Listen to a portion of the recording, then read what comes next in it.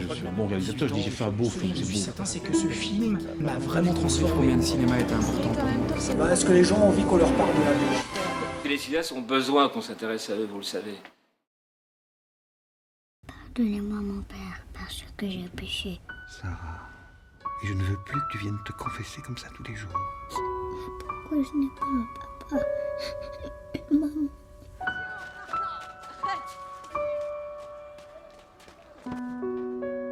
Bonjour Sarah, je suis ton papa.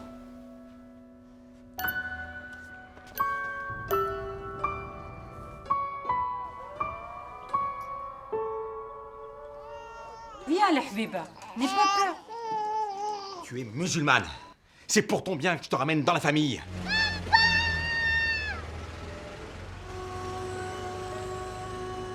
J'avais fait 3 cours. J'avais fait Camille, Sarah et la pelote de laine. La pelote de laine, c'est une petite fille qui vole une petite boule de laine et la retransforme pour faire une petite jupe. Donc il y avait déjà le tricot. Mais Sarah à la recherche de la mère. Donc pour moi, oui, effectivement, c'est vraiment le développement de Sarah. Et toi, Sarah, c'est quoi ton rêve? Parler avec ma mère. Mais pourtant, tu te souviens, tu l'as vu. J'étais trop petite, je parlais pas arabe. C'est ça ton rêve, vraiment. Et aussi écrire des histoires. Et le mariage? Ça m'intéresse pas. J'ai senti la différence de communication aussi simplement en fait. La différence culturelle, elle peut être là, simplement dans la manière de communiquer. Tout ce qui peut être parfois juste dit dans des silences, mais bon, si on n'a pas l'habitude, où il faut deviner, on devine mal. Ça y est, les quiproquos. Donc nous, quand même, on est dans une société où on dit les choses, malgré tout. On parle, on essaye. Moi, j'ai besoin de ça. Moi, j'ai besoin d'explications. Et quand on ne m'explique pas, il faut deviner, eh bien, en général, ça ne fonctionne pas. Et je fais des crises. Et j'ai besoin qu'on m'explique les choses ou qu'on me dise. Sinon, non, je devine à côté. C'est juste mettre les mots sur les choses. En fait, ça guérit déjà. Et je pense qu'une société a besoin de ça. De s'autocritiquer, de parler de ce qui se passe. Ou de montrer simplement. Je pense que c'est ça qui fait avancer. Parce que tout le monde sait, mais personne ne dit. D'ailleurs, dans mon film aussi, on ne parle jamais du rapt. Jamais à cette fille. On lui explique jamais ce qui se passe, jamais. Elle dort et on vient la réveiller très tôt et on comprend pas bien. Elle doit prendre ses affaires et elle part. Après, on la laisse à l'aéroport. Enfin, oui, là, mais je veux dire, ça aussi, ça. Il n'y a jamais d'explication et de mots dessus. Du coup, c'est très difficile de savoir exactement où on est ou quoi. Les rapts familiaux, ça existe beaucoup. Dans tous les milieux. Vraiment, beaucoup plus que ce qu'on croit. Et c'est aussi des rapts, et c'est aussi des actes d'amour désespérés, d'un parent ou de l'autre. Et ça ne se passe pas qu'avec le Maroc ou quoi, je parle de ce que je connais.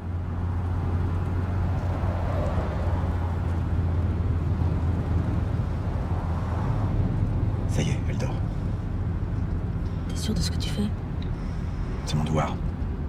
J'aurais au moins fait ça pour elle. On est où? C'est ça que je voulais montrer. Je voulais pas montrer le père juste comme un salaud. Bon, après, il la réabandonne, il n'envoie pas d'argent, tout ça. Mais c'est plus de l'impuissance aussi de ce père. C'est aussi un regret, un remords, il ne sait pas comment faire.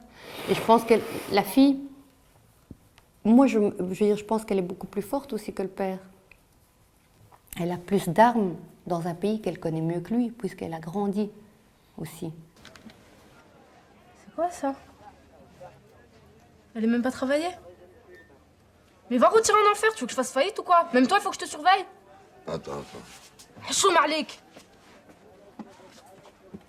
Et si tu les as pas, c'est pas la peine, hein, j'irai chez un autre.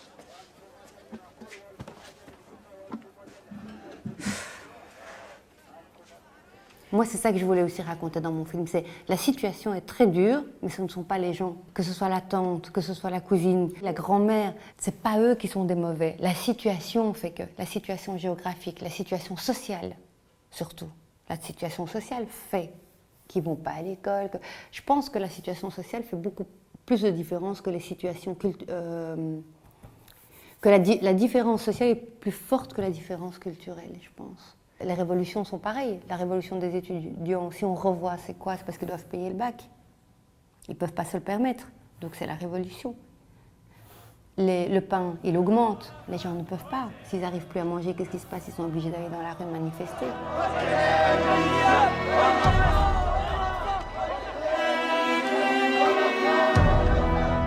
Et moi, j'espérais aussi par mon film montrer le quotidien, parce qu'en fait, ce qui fait peur aussi, c'est qu'on ne connaît pas comment vit l'autre, comment il mange finalement, comment il s'assied, comment il dort, comment il fait quand il se lève le matin. Avec les enfants qui vont à l'école, comment ils font leur petit déjeuner, comment ils s'asseyent, c'est des bêtes trucs quotidiens en fait. Qu'est-ce qu'ils font comment se passe la journée de quelqu'un qui est différent, qui a une culture différente. C'est le tour de qui pour le pain? Machie Anna. Je m'en occupe. Non, Sarah, pas toi à chaque fois, hein?